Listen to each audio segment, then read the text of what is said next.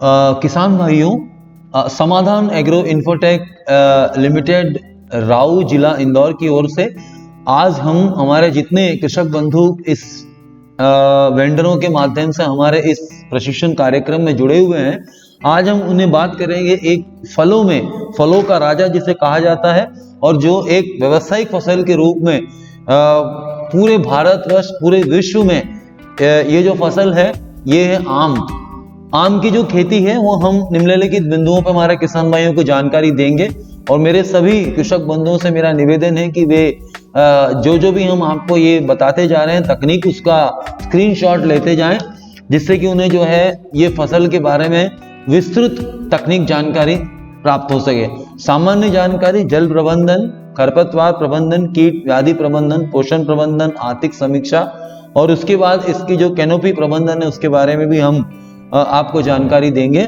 सामान्य जानकारी के रूप में आम को फलों का राजा कहा जाता है और इसमें राष्ट्रीय फल के रूप में भी आम को जाना जाता है।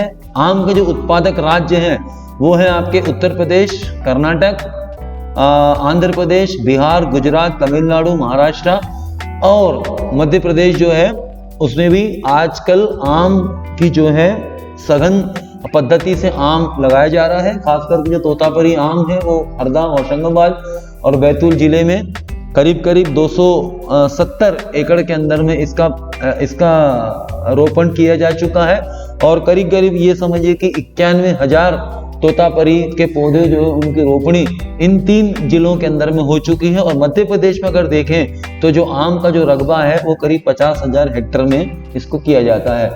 आम की जो व्यावसायिक खेती आजकल आम को हम सघन पद्धति से इन तीनों जिलों में हम कर रहे हैं और औसतन उत्पादन जो आम का है वो 56 क्विंटल प्रति एकड़ है। Ultra high density mango plantation है, जब UHDP में हम लोग मैंगो की सारी प्रजातियों पे ये काम बहुतायत रूप से हो रहा है। और जो जानकारी हम देंगे मैंगो में, वो मिट्टी जो है अच्छी जल निकास वाली होना चाहिए। मैंगो जो है आम जो है वो लाल दोमट मिट्टी में और सैंडीलोम जो बलुई मिट्टी होती है, सैंडीलोम सॉइल जो होती है उसके अंदर में आम की खेती बहुत अच्छी होती है। अगर हम देखें तो जो काली मिट्टी है उसमें भी हम आम लगा सकते हैं, लेकिन कुछ जो प्रजातियां हैं आम की वो ही हम काली मिट्टी में उगा सकते हैं। पीएच जो मान है वो 5.5 से 7.5 का है। जो किस्में हैं आम की वो अलग अलग प्रांतों के लिए अलग अलग है, जैसे आफूस है, अल्फेंजो है, ये खास करके कर्नाटका में होता है। तोतापरी, दशहरी, लंगड़ा, ये जो प्रजातियां हैं ये मध्य प्रदेश के लिए हैं। आम्रपाली है, मल्लिका है, ये सब मध्य प्रदेश के लिए काफी उपयुक्त प्रजातियां हैं। महाराष्ट्र जो है वहां पर राजापुरी ये जो प्रजाति है जो कि खास करके जो पना वगैरह बनाते हैं उसके लिए राजापुरी बहुत अच्छी प्रजाति है। नीलम जो है वो नीलम है, किशनभोग है, बॉम्बे ग्रीन है, नूरजहां है, रत्ना है, सिंधुरी है, मंजीरा है, ये जितनी भी प्रजातियां हैं वो आम की सबसे अच्छी विकसित प्रजातियां हैं। फसल अवधि जो है आम की 25 से 30 वर्ष है, लेकिन जो अभी जो सघन पद्धति से जो आम लगा रहे हैं वो कम से कम समय में अधिक से अधिक उत्पादन देगा। पौध संख्या जो पुरानी पद्धति से जो आम में जो पौध संख्या थी वो 10 बाय 10 मीटर से 40 पौधे आम के प्रति एकड़ आते हैं। जलवायु जो होता है आम के लिए वो दोनों में ही होता है, उष्ण समशीतोष्ण दोनों प्रकार की जलवायु आम के लिए काफी उपयुक्त मानी गई है। आम की खेती के लिए उचित तापमान जो है वो 23 से 38 डिग्री सेंटीग्रेड, मतलब जो आम जब हम लगाएंगे जैसे मई जून है और सितंबर से नवंबर तक, मतलब आम अगर हम मई जून से शुरू करते हैं तो उसको हम सितंबर नवंबर तक आम की रोपणी हम अच्छी तरह से कर सकते हैं। इसके बाद में जो आम का जो उत्पादन अगर हमको बढ़ाना है उसके लिए हमको क्या क्या करना होगा, पहले तो हमको गहरी जुताई करनी होगी। उसके बाद जब हम अंतिम जुताई करते हैं उसके पहले सबसे जरूरी आम के लिए वो मिट्टी परीक्षण, क्योंकि आम के लिए जो पीएच मान है जो मैंने आपको बताया था वो पीएच मान जमीन का होना चाहिए, उतनी गहराई होनी चाहिए, लाल जो मिट्टी है ऐसी होना चाहिए, उसमें जीवांश पदार्थ अधिक से अधिक होना चाहिए।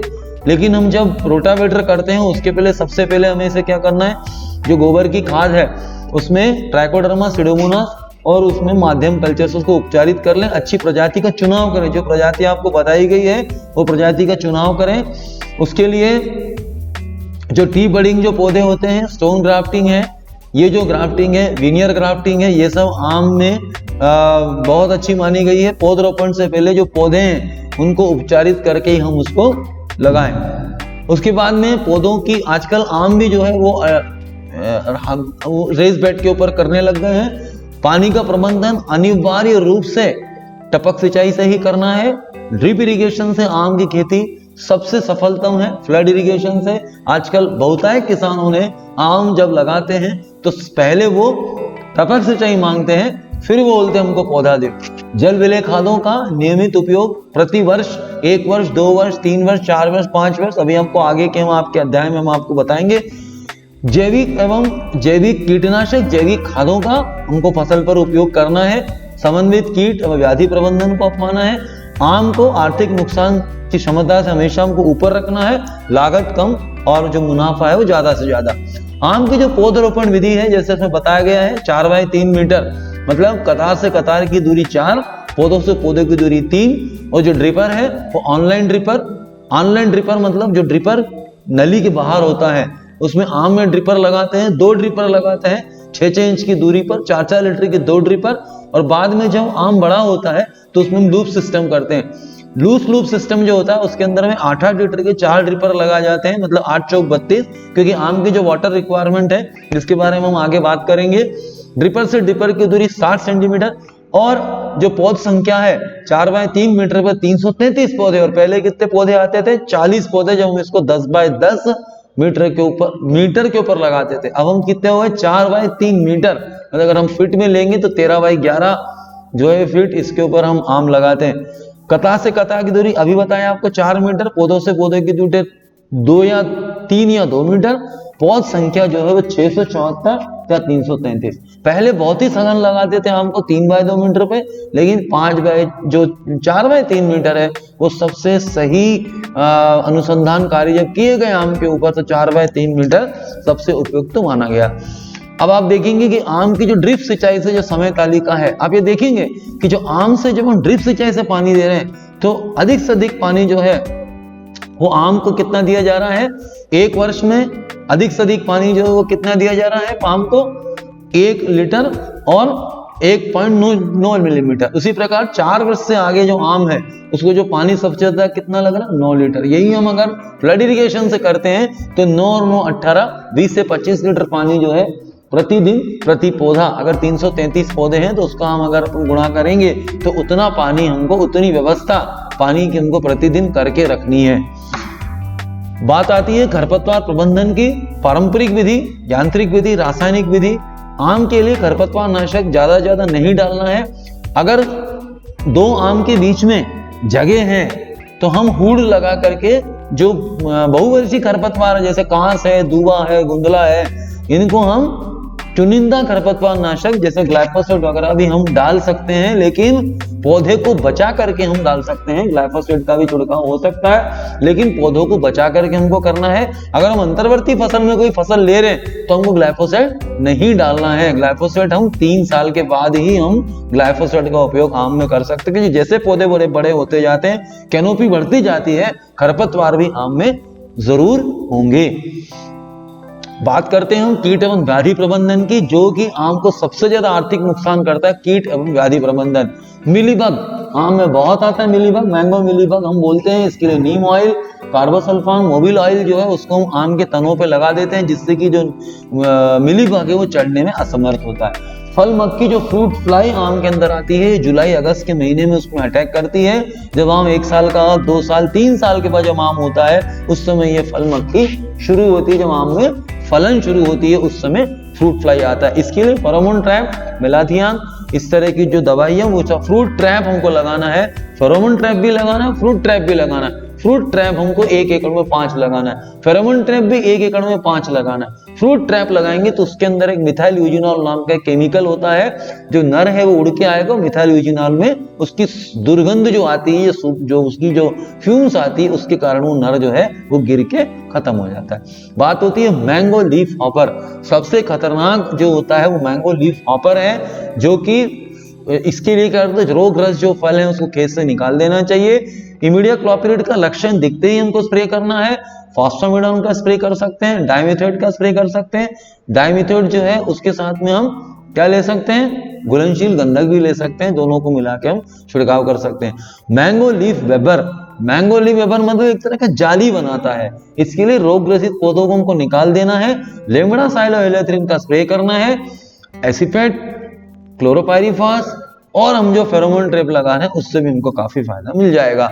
Mango stone weevil, mango stone weevil जो होता है ये पत्थर जैसा होता है, इसलिए इसको स्टोन बोलते हैं। ये विविल जो होता है ये बहुत ज्यादा नुकसान करता है, इसके लिए अल्फा साइप्रोमेथ्रिन, एसिफेट, ये जो दवाइयां हैं ये हम लक्षण दिखते ही, जैसे ही कीड़ा दिखेगा ऐसे स्प्रे करना। स्टेम बोरर, ये तना छेदक होता है, इसके लिए हमको बोडो पेस्टिंग जो है वो हमको कर देना है, और इमीडिया क्लोप्रिड, थायमिथेक्सम, क्लोरोपाइरीफास, ये हमको लक्षण दिखते ही इनका छिड़काव भी हमको स्टेम बोरर के लिए तुरंत कर देना है, जिससे कि हम फल चना छेदक के ऊपर नियंत्रण पा सकें।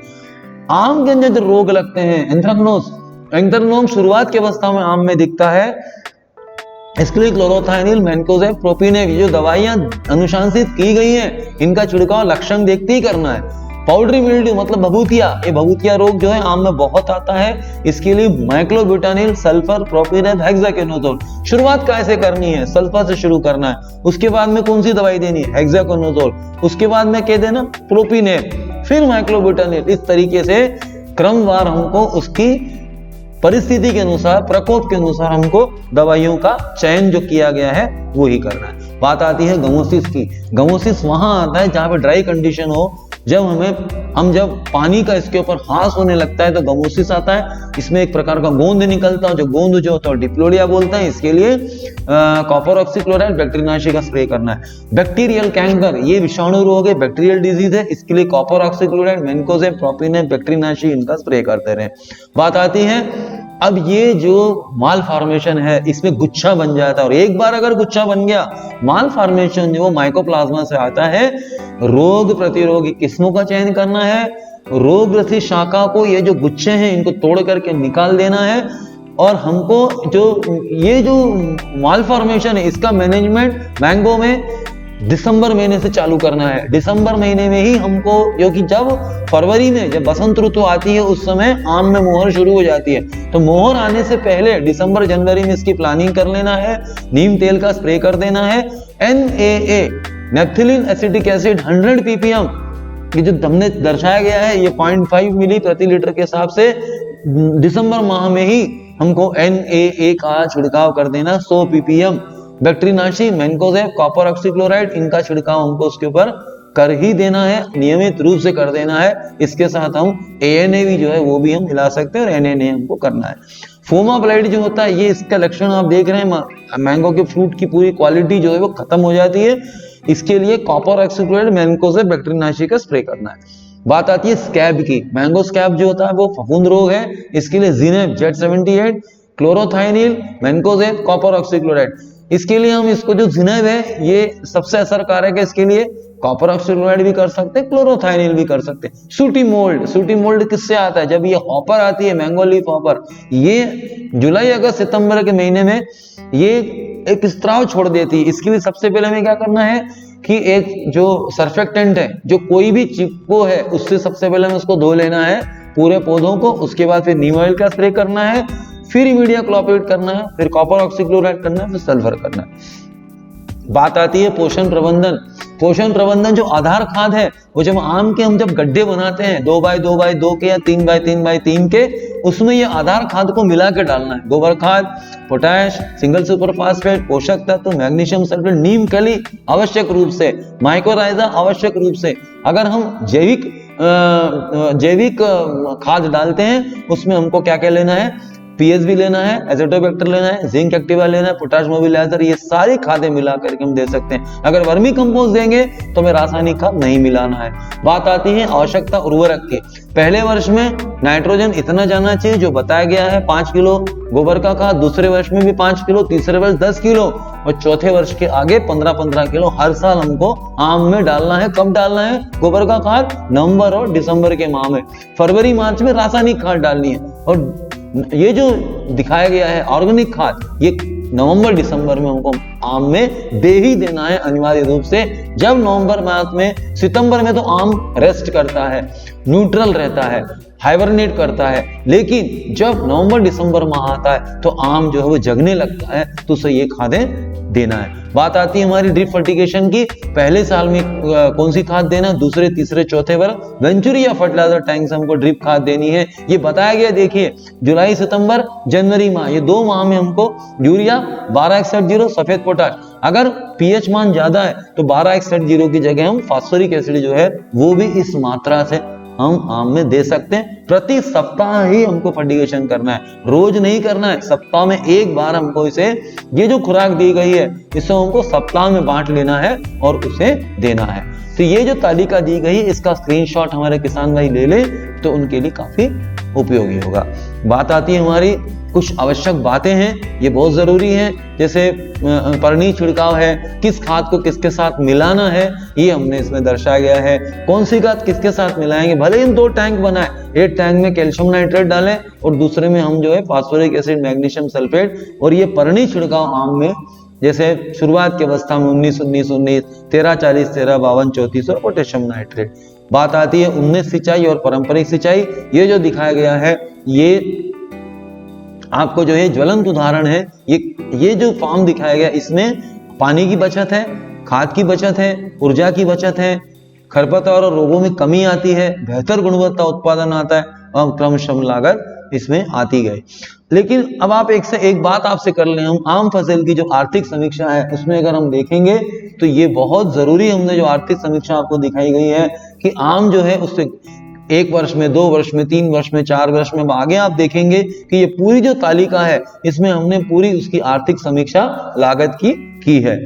अगर हम देखेंगे कि इसकी जो, अगर हम देखेंगे जो हमने जो उन्नत खेती करी है उसमें और परंपरागत खेती में क्या अंतर है। आम की फसल में कुछ महत्वपूर्ण निर्देश दिए गए हैं।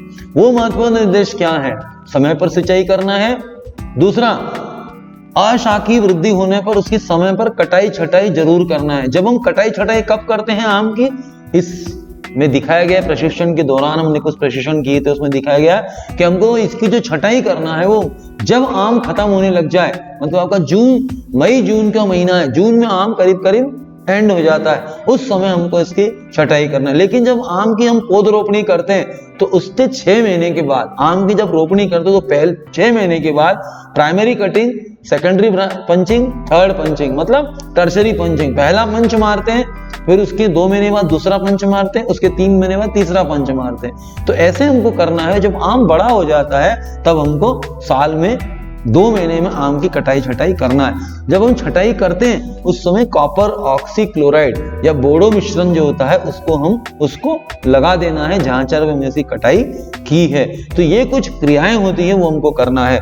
दूसरी एक और क्रिया आम में होती है कि आम में खास करके आप देखेंगे कि आम में एक और समस्या होती है एकीकृत फलन की, मतलब एक साल आम फलता है, एक साल आम नहीं फलता है। खास करके कुछ प्रजातियां हैं आम की, जैसे केसर है, आम्रपाली है, मल्लिका है, इनमें एकीकृत फलन की समस्या होती है। उसके लिए हम क्या करते हैं कि आम में सितंबर के माह में जब आम 4 से 5 साल का होता है, चौथे साल के बाद हम उसमें पेक्टोब्यूटेराजोल नाम का एक केमिकल होता है, उसको हम एक पेड़ को 2-2 ml हम थाल बना करके 2 मिली प्रति पौधे को हम इस तरीके से देते हैं। जैसे हम शिव जी को जल चढ़ाते हैं, ऐसे हम पेक्टोब्यूटेराजोल जो है वो सितंबर के माह में दे देते हैं। तो क्या होगा, जब आम में फूल आएंगे, जब मोहर आएगी, उस समय जहां पे 3 मोहर लगती थी वहां पे 6 से 7 मोहर लगेगी। लेकिन तोतापरी जो आम है उसमें एकीकृत फलन की समस्या नहीं होती है। इसीलिए मध्य प्रदेश के जो 3 जिले हैं, होशंगाबाद, बैतूल और हरदा, यहाँ पर आम की तोतापरी आम की, जो कि वैल्यू एडिशन में भी बहुत अच्छा है, जो हम पल्प बनाते हैं, जो मैंगो का पल्प बनाते हैं, उसका जो गूदा होता है, जो कि कई जो बहुत ही प्रतिष्ठित कंपनियां हैं जो आम का जूस बनाती है, उस जूस के अंदर जो सबसे अच्छा पल्प होता है वो तोतापरी का होता है। दूसरा पल्प होता है अल्फेंजो का, तीसरा पल्प होता है बैंगनपल्ली का, चौथा पल्प होता है इमाम बसंत का, तो ये जितनी भी प्रजाति जो मध्य प्रदेश है उसमें तोतापुरी जो आम है वो सबसे उपयुक्त है। अल्फांसो या आपूस जो है वो कर्नाटका, महाराष्ट्र इनमें होता है। बैंगनपल्ली जो वो आंध्र प्रदेश में होता है। इमाम बसंत तमिलनाडु में होता है। इस तरीके से जितनी ये प्रजातियां आम की है वो अच्छी होती है, लेकिन एकीकृत फलन की समस्या तोतापरी में नहीं आती है। अंतर्वर्ती फसल आम में जरूर लेना चाहिए, लेकिन घास वाली जितनी भी फसलें जो खाद्यान्न फसलें वो नहीं लेना है, लेकिन बाकी जितनी भी सब्जियां हैं ये हम आम के बीच में लगा सकते हैं। जुलाई अगस्त में हम हरी खाद भी लगा सकते हैं, जैसे ढेचा है, सण है, इनके 8 से 10 किलो बीज हम लगा दें और 40 दिन के बाद इनको डिकम्पोज कर दें। जितनी भी हमारी औषधि पौधे हैं उनको भी लगा सकते हैं, जैसे एलोवेरा है, अश्वगंधा है, चिया सीड है, इनको भी हम आम के बीच में लगा सकते हैं। सब्जी भाजी भी लगा सकते हैं, लेकिन बेल वर्गीय सब्जी जैसे कद्दू है, करेला है, इनको नहीं लगाना, क्योंकि इनकी जो बेल है वो आम के कैनोपी में थोड़ा सा व्यवधान करती है, इसलिए नहीं लगाना है। बात आती है जो फार्म सिम्मा मोबाइल एप्लीकेशन से मेरे जितने हमारे किसान भाई हमारे मेंटरों से जुड़े हैं उनसे मैं बता दूं कि आपको इस तरह की जो तकनीकी जानकारी, ठीक है हम लोग प्रशिक्षण करते रहेंगे, लेकिन अगर आपको खुद बैठ करके ये तकनीक लेना है, जैसे 70 फसलों की पूरी जानकारी, मौसम का पूर्वानुमान, मंडी अपडेट्स हैं, ये भी हम हमारे फार्म सिम्मा मोबाइल एप्लीकेशन के माध्यम से हमारे किसान भाइयों को देते रहते हैं। मिट्टी परीक्षण की रिपोर्ट भेजिए, उससे भी हम आपको जानकारी देंगे। व्यक्तिगत सलाह के रूप में हम देते हैं, आम में ही ले लो आप, एंथ्रेक्नोज लगा हुआ है, आम में मिलीबग लगा हुआ है, माल फॉर्मेशन हो रहा है, क्या करना चाहिए, इसकी जानकारी हमारे विशेषज्ञों के द्वारा समय समय पर दी जाती है। इसी के साथ मैं अपनी इस वाणी को यहीं विराम देता हूँ। धन्यवाद। जय हिंद, जय भारत।